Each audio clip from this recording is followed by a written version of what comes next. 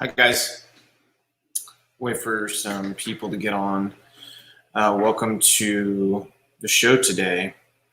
There's no sugarcoating where we're at. This is not, this is not a good situation. So I want to be totally honest with you about that. I'm pulling up some numbers real quick for you guys. So essentially what's happening right now, I mean, where to start? I mean, there's so much going on. The president's team is on the ground everywhere. Right now, what we're looking at in each one of these states is a real attempt to, it's so crazy. We have to use code language at this point because Twitter has been so insane. And YouTube and all these places are being so insane. So, they just keep finding ballots. And there's no way to sugarcoat this. This is going to be a long fight. It's going to be a very unpleasant fight. We need to push on one issue. Every vote needs to be verified. That should be our number one siren song right now, is every vote needs to be verified. I believe if we verify every vote, Trump wins. I think it's that simple, is we have to fight for verifying every vote. What's happening in Pennsylvania right now is, in my opinion, nothing short of just criminal. The fact that Republicans are having to fight to have anybody in there to be able to watch what's going on is crazy. They actually, Jack Posobiec put up pictures. They locked the actual door. Hey, Carpe. Carpe's here. So I have an announcement to make too. You guys have been, I decided I would just do this on stream here. I'll do an official video and announcement and stuff like that later on. But I figured you guys are the ones who have been the most loyal to me. And, I feel like we've all kind of been a team, fighting for our freedoms.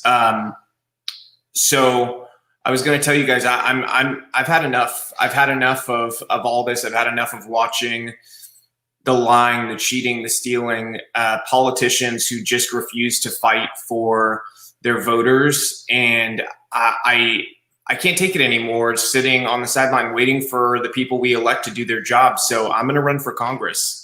I'm going to do it.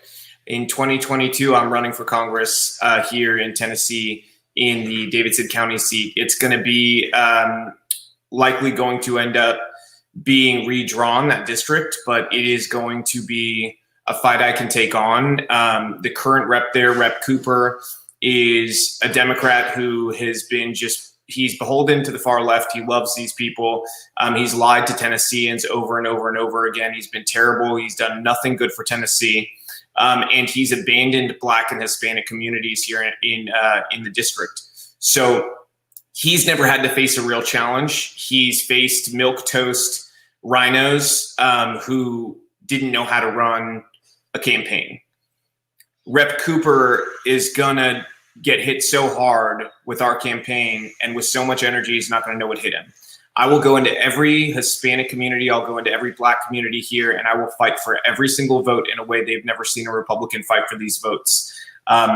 Same thing with the suburbs, all these places. Cooper's not going to know what to do with an energetic, loud Latino Republican who knows how to fight these people on their terms.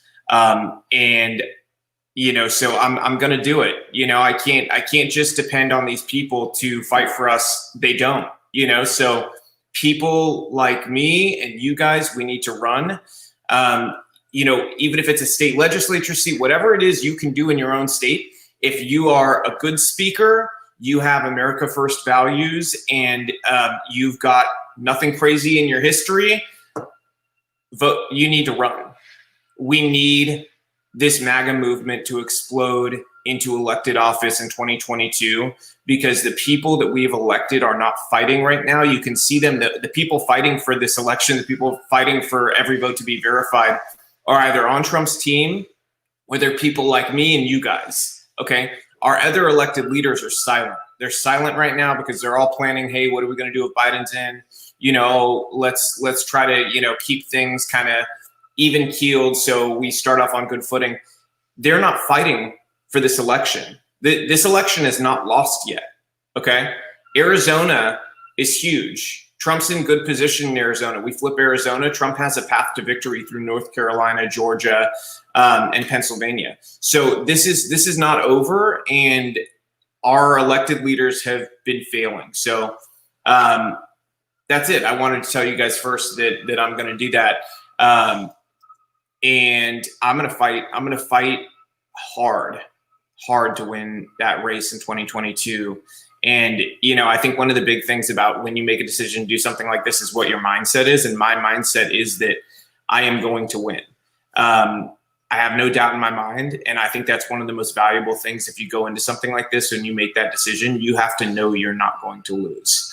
And I know I'm not going to lose. So I really believe in our ability to really make a difference in 2022. Going back to what's happening today, they just keep dumping new votes. They just keep dumping on finding new stuff. It's not shocking. I mean, what this should tell us is this is not going to be over anytime soon. This is going to be fought for days, possibly weeks to come. We won't even know North Carolina for, let me see, how many days till the 9 days after, so till the 12th. North Carolina, Trump won it, but they're not even going to call it for 9 days after the election, so till the 12th. So we're not going to have any sort of final answer here. I mean, because let's pretend that the news calls Nevada or Arizona for Biden today and pretend he won. It's still not over. Those states are going to be subject to recounts no matter who wins, whether it's Trump or Biden. That's going to be a process. I would basically at this point count on Nevada, Arizona, Georgia, Pennsylvania all going to recounts, and Wisconsin as well, and possibly Michigan as well. You may be looking at the most recounts in states that we've seen. And what we need to fight for is this idea of verifying every single vote.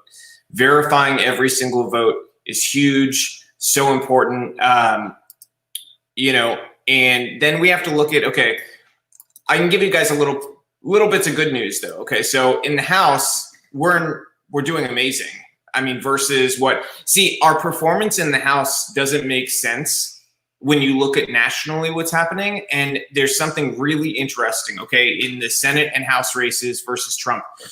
There's a bunch of people, senators and people in the House, who are outperforming Trump because Biden has more votes than the Democrat that those people were running against. So to give you an example of what I'm talking about, let me grab a piece of paper and I'm going to show you guys here exactly what I mean. So let's pretend here that Biden has 200,000 votes, okay? And then we're going to call it Ilhan will be the Democrat candidate here, okay? This isn't a real race. This is just me explaining what's happening. Ilhan has 140,000, and let's say Robby has 190,000. Okay. All right. So, and we got to add Trump in here. And Trump.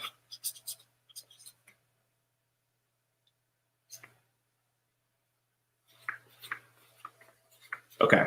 So this is essentially what's happening here. Okay.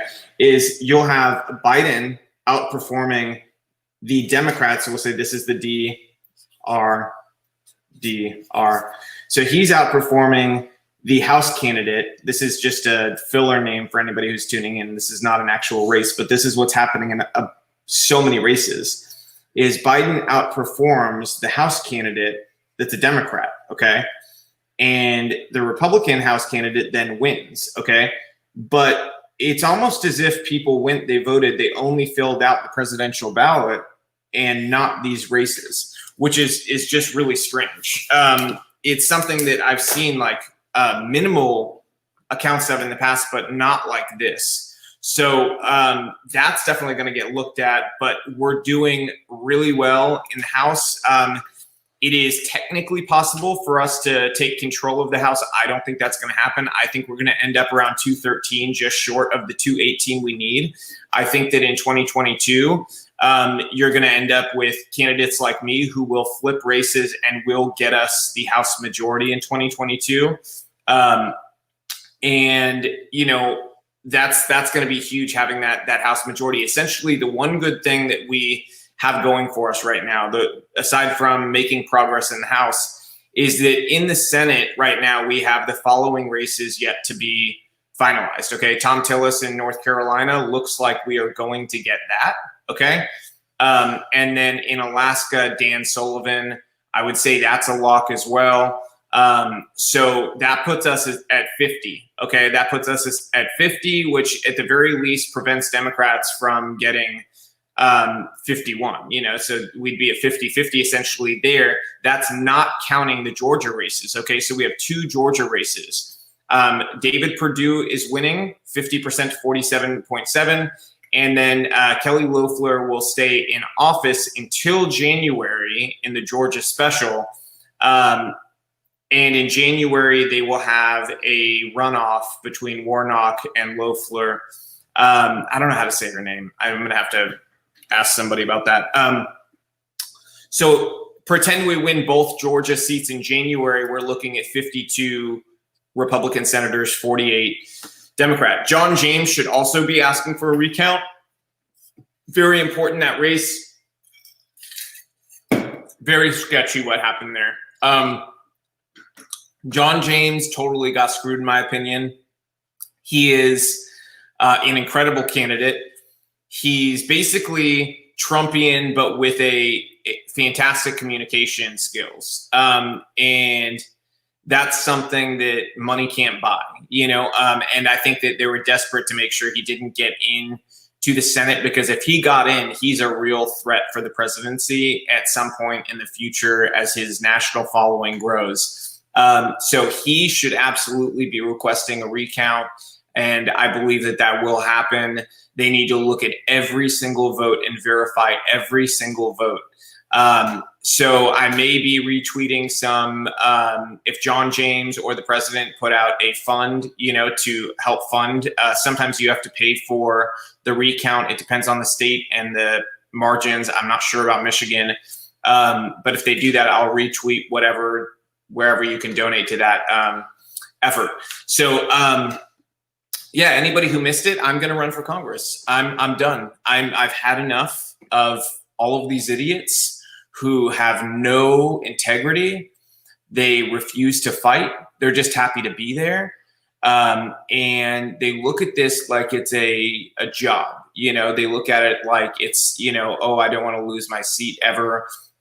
They're worried about self-preservation instead of what is good for people, what is good for America. And I believe if you behave from that standpoint, you fight for your voters, you're not going to lose your seat anyways. Beyond that, I don't think anybody should be in Congress for, 10 terms. I think that's ridiculous. So, I really believe we're going to, in 2022, we're going to take the majority in the House. And I think I'll be one of those people that help flip it to a majority.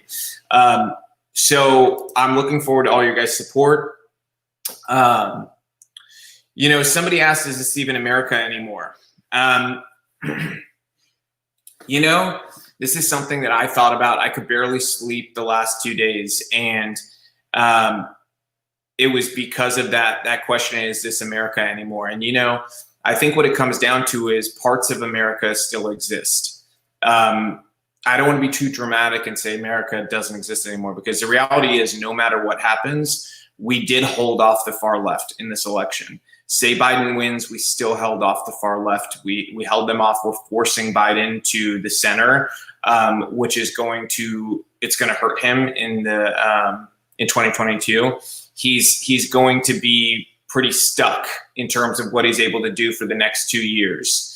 I think that that's crucial. And, so that's one positive. But, what we're seeing in the elections, I think a major priority for Republicans down ballot state legislatures and, in state level, and then also nationally, we need to take a look at election laws. Number one, first thing I would do is I would draft a bill that would require and give funding to every state to be able to have cameras. They need to have cameras on every person who's counting ballots, and the public needs to have access to those cameras on every person that counts ballots. And if not the public having access to it, then the campaigns at the very least need to have access to it. That footage needs to be stored for a year to 2 years after the election to be safe, just so we know we have it. That would be one of the first orders of business if I was able to do it tomorrow. If I was elected already and I was able to do it tomorrow, I would do that. Secondarily, I think we also need to look at in elections, we need to look at having clearer rules in terms of who's there for the counts. And we need to have this, there has to be some really dramatic penalties for not adhering to the law. I think that's probably the best way to say it, is we need to ramp up the penalties for violating what the law is in that regard. That's a huge, huge part of this. And then, social media, that's another thing, that it's not going to happen in the next 2 years, but the minute that we have the power to do it, we need to crush these companies from being able to interfere in our elections. That is massive.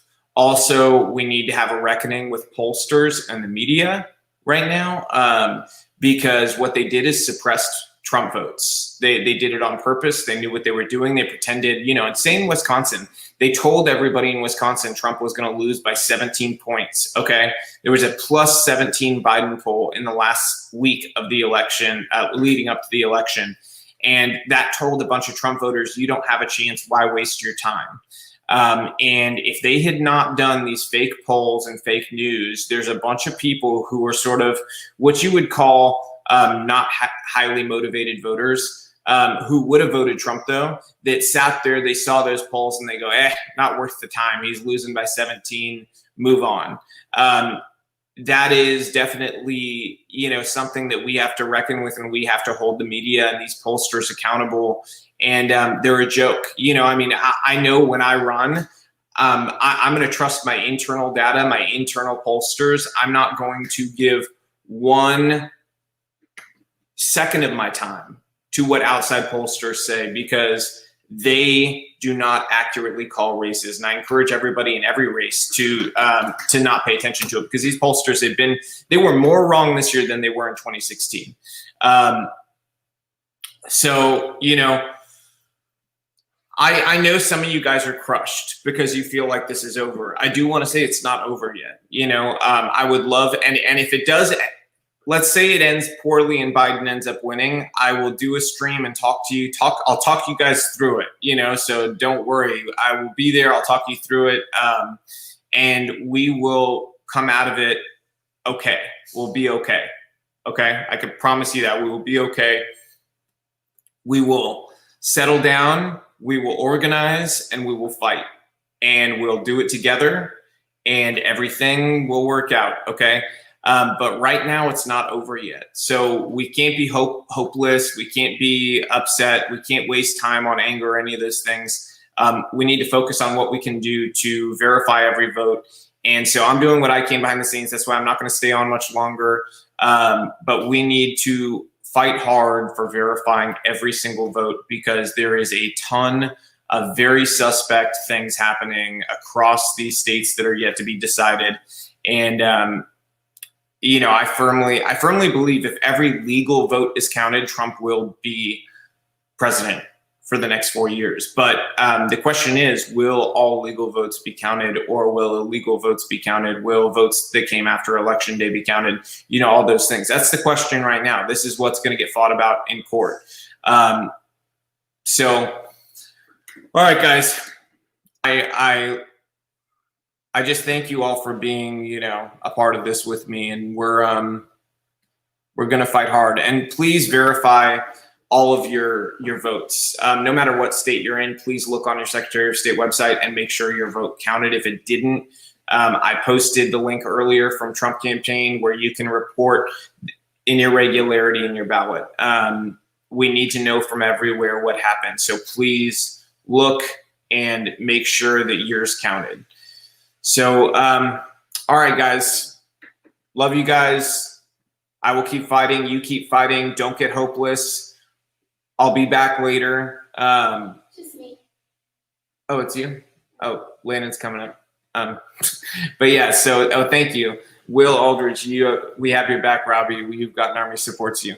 I appreciate you guys so much. You guys have no idea. If it weren't for you guys, I wouldn't be running in 2022. But,